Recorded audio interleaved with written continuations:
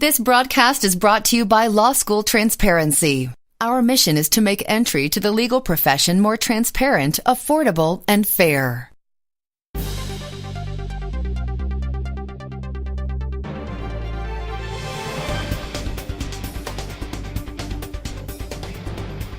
Hey listeners, welcome to I'm the Law, a show that does informational interviews with law school graduates in different jobs. Today our host is Aaron Taylor, a law professor at St. Louis University. In this episode, Aaron interviews a real estate attorney in North Carolina. We'll learn a bit about how real estate law varies by state, as well as common trappings for new real estate attorneys. Our guest today is Barbara Stewart. She is a solo practitioner in Greensboro, North Carolina, who specializes in real estate law. Barbara is a graduate of the University of Texas School of Law. Prior to going to law school, Barbara taught English as a second language for 7 years in Japan. Right after law school, she worked in-house at AT&T. She spent much of her time negotiating contracts, such as car rentals or satellite launches, for the company's purchasing department. So Barbara, why did you turn to real estate law after so many years? Well, interestingly enough, it was more areas that I knew I did not want to practice. I knew that I did not want to do litigation. I am not a courtroom attorney. In fact, around here the joke is I'm allergic to the courtroom. So it was going to be transactional in some form. My 12 years at AT&T and later Lucent Technologies, I was basically a contracts attorney. I represented the purchasing arm of the company and helped them write their contracts. Everything from buying plastic to buying satellite launches and everything in between. This was not what I expected to do in law school. I was thinking more in terms of family law, which now I'm very happy I did not do. But I discovered that contracts was very interesting and enjoyed doing that. What I'm doing now is mostly real estate. And that again was just kind of a fluke. When I left Lucent Technologies, I went to work in a law firm here in Greensboro because a friend of mine was one of the partners there. Went in, again, immediately realized I wanted nothing to do with the litigation, which was the major part of that firm. And they had real estate and corporate work that needed doing. So that's what I ended up in. Tell us more about real estate law. What does that mean, I guess, for someone who just only knows what real estate is in general? Well, it's going to mean different things in different states. First of all, I think that's one of the important things for people to understand is that there's only a handful of states left in the country that require an attorney be present and direct a closing. And a closing is, of course, going to be where the person is buying a house and another person is selling a house. North Carolina requires that an attorney either attend or supervise the closings that go on, and in my office, there is always an attorney in a closing.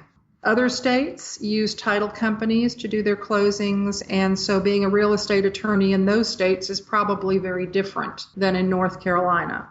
They're probably more involved with disputes that come out of real estate issues, dealing with various governmental needs or other needs such as easements, right-of-way, and so on. I teach legal ethics here, and we do a couple sessions on the unauthorized practice of law. And of course, there are a lot of gray areas where you're doing legal work, but being a lawyer isn't necessarily required, like real estate in some places, taxes, things of that nature. So what was the impetus, if you happen to know, behind requiring a lawyer to participate in the closing process? That's a good question, and there's a lot of discussion here because I believe there's at least one lawsuit pending against the state challenging our rule that attorneys have to conduct closings. I believe that most states started out the way that we did, but in a lot of states, attorneys actually owned the title companies.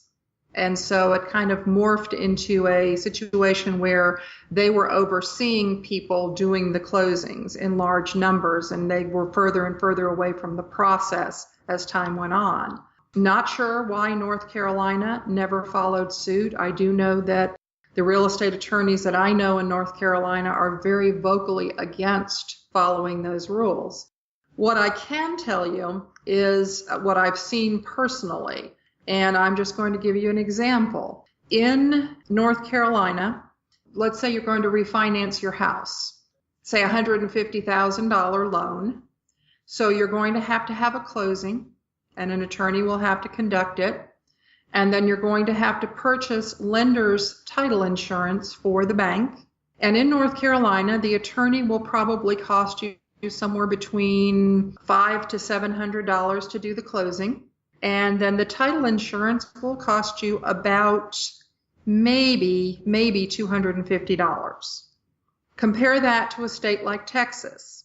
Texas is a title closing state, and this one I use because I happen to review my sister's refinance package. In Texas, that same arrangement, the $150,000 refinance with lender's coverage and the closing in Texas will cost you about $300 with the title company. The title insurance premium will be $1,500. So you can see that there is a huge disparity between the $250 title insurance premium that North Carolina would require versus Texas. My understanding in insurance premiums is that they're based on claims made, so I have to believe that probably there are more claims for errors in Texas than there are in North Carolina. Wow, that's very interesting. So there's a practical value to having lawyers in the room as opposed to just lay people who know real estate, or at least seem to know real estate. And can't necessarily answer the questions that people have. You know, when I do a closing, it takes about between 45 minutes to an hour, particularly if it's a first-time home buyer. I'm going to go through the money information with them. I'm going to go through their note with them and make sure that it's what they expected to see and that they understand the implications. I'm going to talk about the obligations that they're taking on under the mortgage, which in North Carolina we refer to as a deed of trust. And as we go through the package, and most of these packages are about 100 pages long, I want to make sure that my clients understand what they're signing. I'm not sure that that happens in a title company situation. As I understand it, most of the people in title companies are not attorneys and cannot give legal advice. So they probably would be unable to give the explanations that I give.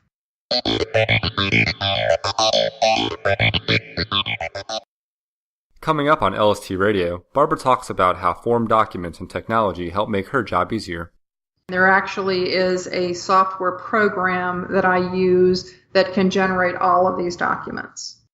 If you don't subscribe to I Am the Law, head over to iTunes or visit lstradio.com.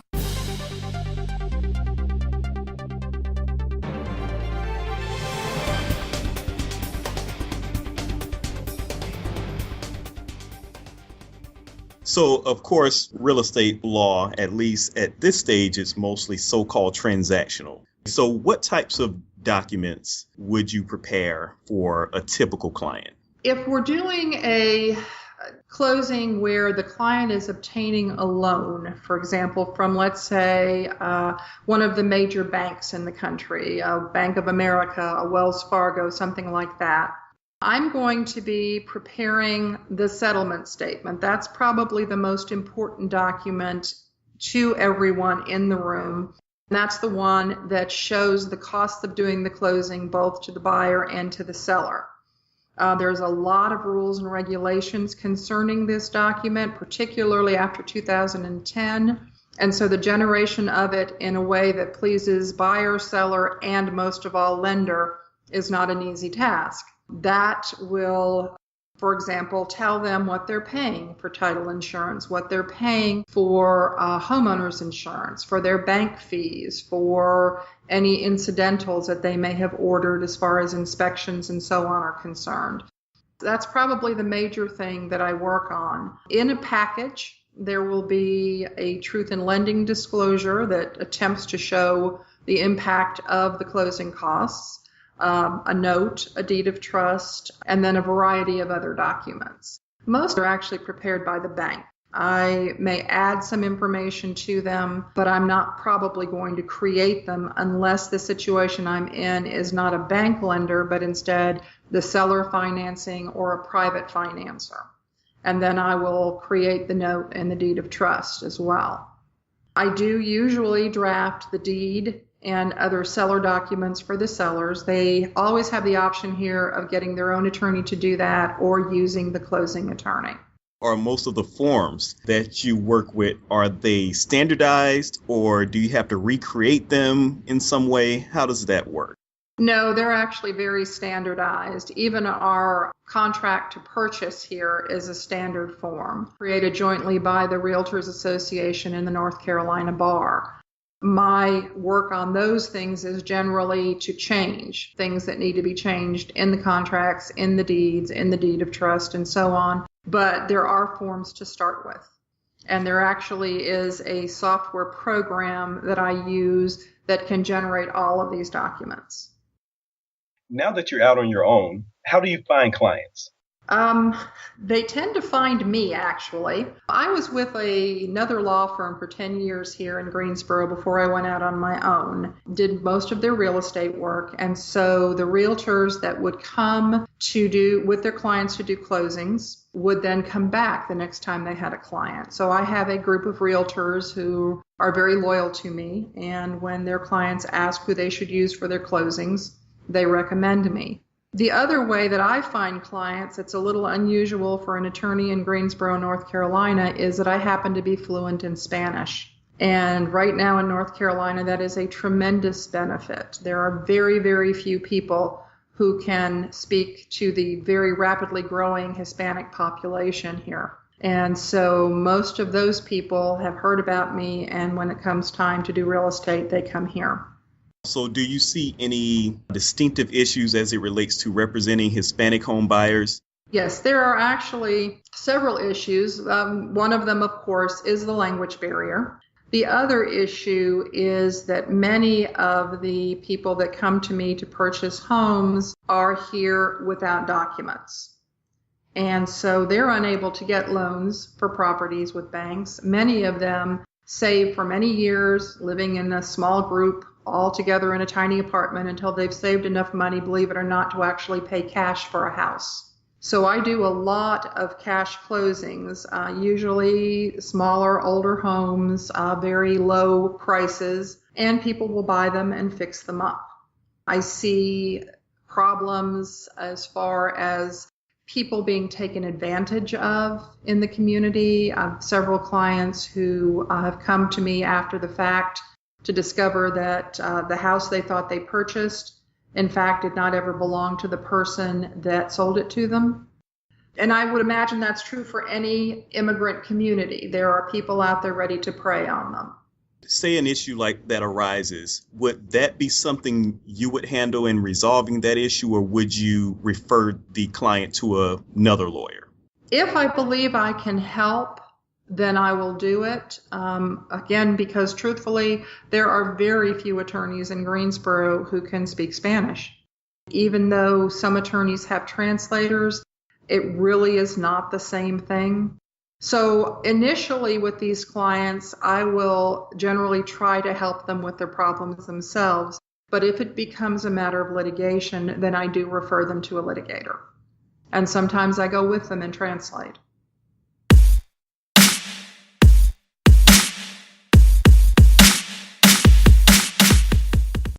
Coming up on LST Radio, Barbara tells us about her learning to run a business. Every decision that I make is the decision for the company. We'll also learn why Barbara's malpractice insurance is so expensive.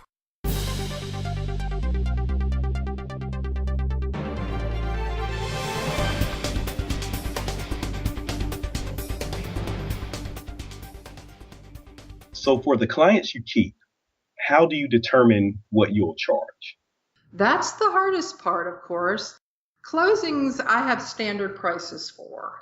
Because it's a fairly competitive area of law here in Greensboro, your prices have to reflect that.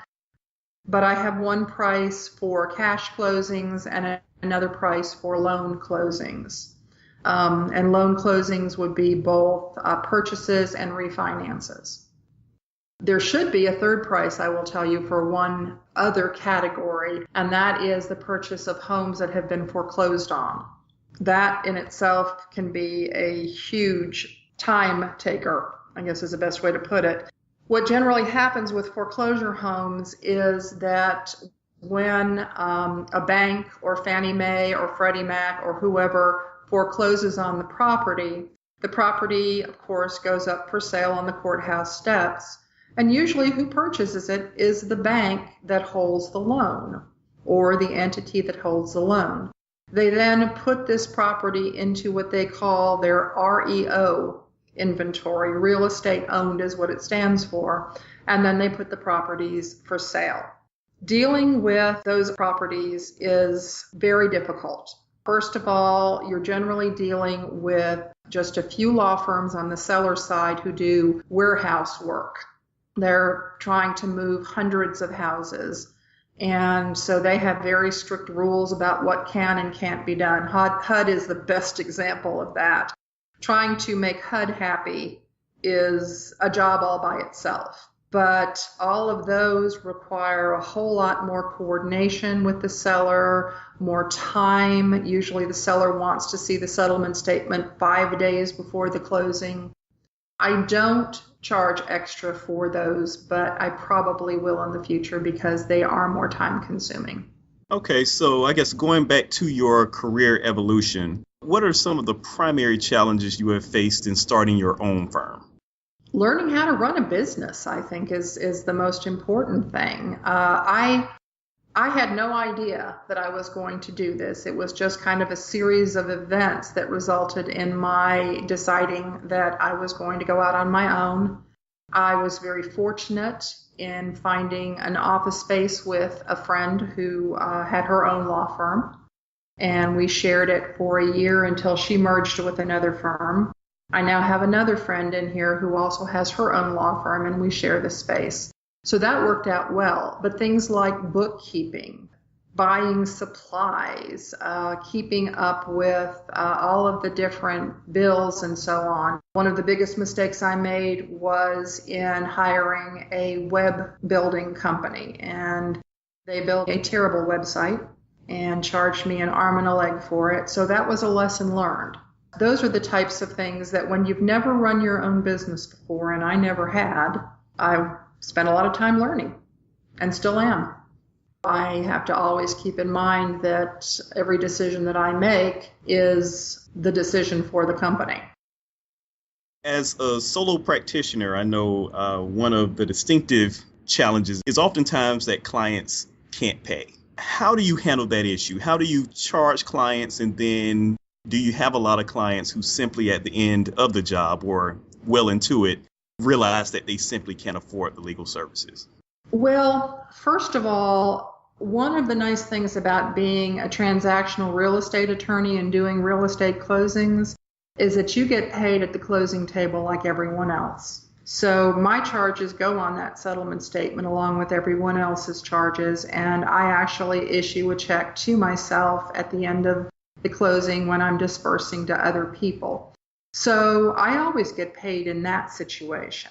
In my business side, I think I probably end up doing quite a bit of pro bono work, and particularly when I'm working in the Hispanic community, I have a hard time charging people that I know are having difficulty enough paying for their basic needs. And so if I can help them and I can do it without needing to get a fee, then I'm going to do it. So are you finding that a lot of new attorneys are starting real estate law practices because it looks relatively simple from the outside? Here in North Carolina, I think there's an idea among law students that if they can't find a job in a law firm, they can always set up shop themselves and practice real estate. They can do closings. What I think they don't understand is the extent of the risk of malpractice in the area of real estate. And just to give you an example, my office mate here that I share office space with does securities and employment law. My malpractice premiums are 3 times what hers are because I do real estate.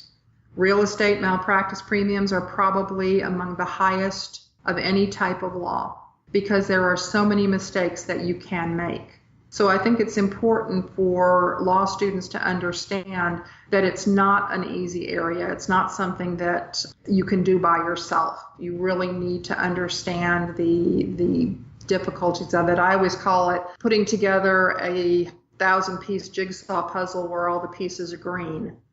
So would you mind sharing how much your malpractice premium is? That's a good question. I want to say it's about $4,000 a year. What are the types of mistakes that real estate attorneys commonly make that can drive up malpractice?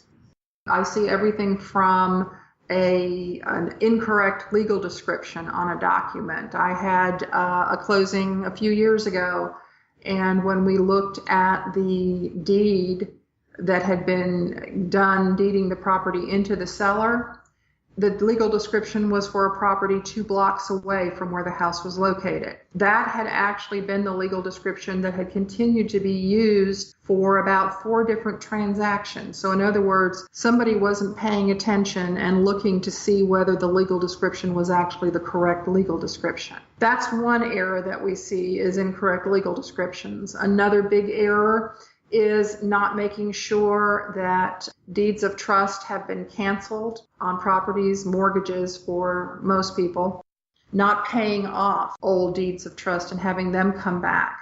There's just a myriad of things, judgments.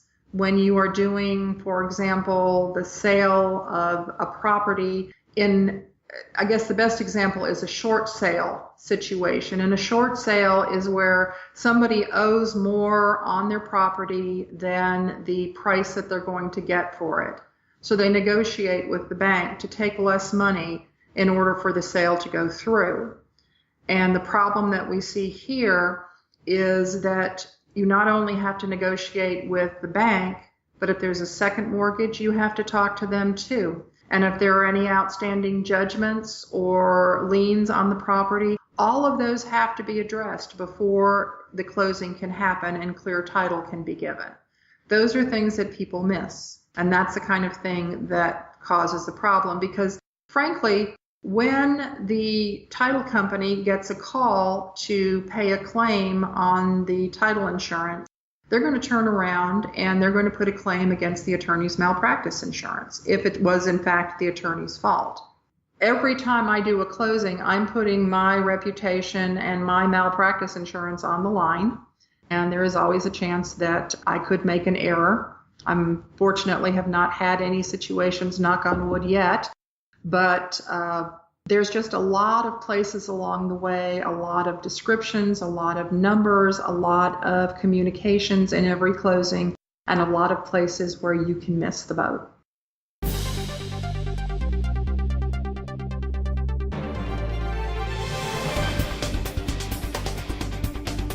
Thanks for listening today. If you haven't already, visit lstradio.com to view episode archives, make a contribution, and learn more about LST. We hope you join us next week for our show, where Debbie Merritt interviews Michael Morgus, an administrative appeals attorney in California who specializes in writs of mandamus. I Am the Law is produced by Law School Transparency for LST Radio. If you want to hear more, you can subscribe to our podcast on iTunes or go to lstradio.com.